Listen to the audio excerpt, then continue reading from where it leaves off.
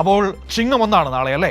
ആ ചിങ്ങം 1 നമ്മൾ വരവേൽക്കാൻ വേണ്ടി കാത്തു നിൽക്കുമ്പോൾ മലയാള ഭാഷയ്ക്ക് വളരെ വലിയ സംഭാവന നൽകാൻ പോകുന്ന കുറച്ച് ടെക്കികളെ നമുക്കൊന്ന് പരിചയപ്പെട്ടാലോ? കൊച്ചിയിലെ ഒരു കൂട്ടം ടെക്കികളാണ്. എന്താണ് അവരുടെ സംഭാവന എന്നല്ലേ? 103 ഫോണ്ടുകൾക്കാണ് അവർ പുതുതായി രൂപം നൽകിയിരിക്കുന്നത്. ബൈനറി ടെക്നോളജി എന്ന കമ്പനിയിലെ ടെക്കികൾ ചേർന്നാണ് സൗജന്യമായി ഈ ഫോണ്ടുകൾ ആവശ്യക്കാരിലേക്ക് എത്തിക്കുന്നത്. കൊച്ചിയിലെ ഒരു കൂട്ടം ടെക്കികൾ ചിങ്ങം 1 103 ഫോണ്ടുകൾ പുറത്തിറക്കുകയാണ്. അതും തികച്ചും സൗജന്യമായി.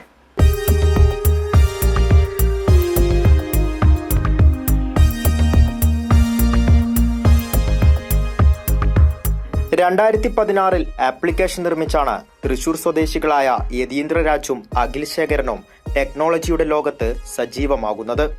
10 വർഷത്തിനിപ്പുറം സൗജന്യമായി 103 ഫോണ്ടുകളോടുകൂടിയ വെബ് വേർഷൻ ഇറക്കുകയാണ്.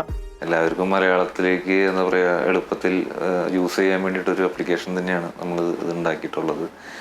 ഒരു വിഷുക്കാലത്താണ് നമ്മൾ അന്ന് ഈ ആപ്ലിക്കേഷൻ ലോഞ്ച് ചെയ്ത് 10 വർഷങ്ങൾക്ക് ഇപ്പുറം ഞങ്ങൾ വീണ്ടും അതിൻ്റെ ഒരു വെബ് വെർഷനാണ് ഇതിലേക്ക് കൊണ്ടുവന്നിട്ടുള്ളത്. ഈ ചിങ്ങം 1 നമ്മളത് ഇറക്കാൻ പോവുകയാണ്. അതുമാത്രമല്ല, അതിനെ കൂടെ നമ്മളുടേതായ നമ്മൾ ഇൻഹൗസ് ഉണ്ടാക്കിയിട്ടുള്ള ഇതിൽ ഒരു 103 ഫോൺസ് ഇതിൽ അവൈലബിൾ ആയിരിക്കും.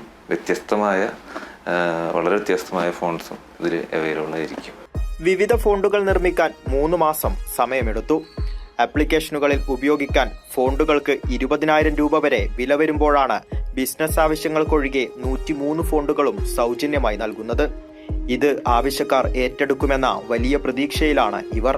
ഇപ്പോൾ ഒരു ബിസിനസ് ആയിട്ടാണ് ഒരു 100-200 പോസ്റ്റേഴ്സ് ഒക്കെ ഒരു മന്ത്ലി ക്രിയേറ്റ് ചെയ്യുന്നവർക്ക് അതിന് അവരുടേതായ ഒരുപാട് ഫീച്ചേഴ്സ് ഉണ്ട്. അതായത് ഈ AI ഫീച്ചേഴ്സ് തന്നെ ഒരുപാടുണ്ട്.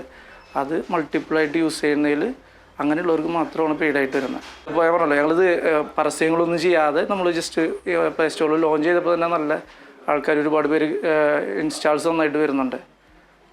നല്ല പ്രതീക്ഷയുണ്ട്. ബൈനറി ടെക്നോളജി എന്ന കമ്പനിയിലെ 12ഓളം പ്രവർത്തകരുടെ പ്രയത്നമാണ് ഇതിനു പിന്നിലുള്ളത്. വരും നാളുകളിൽ കൂടുതൽ ഫോണ്ടുകൾ നിർമ്മിച്ചു നൽകാൻ സാധിക്കുമെന്ന ആത്മവിശ്വാസവും ഇവരിൽ കാണാം. കൈരളി ന്യൂസ്, കൊച്ചി.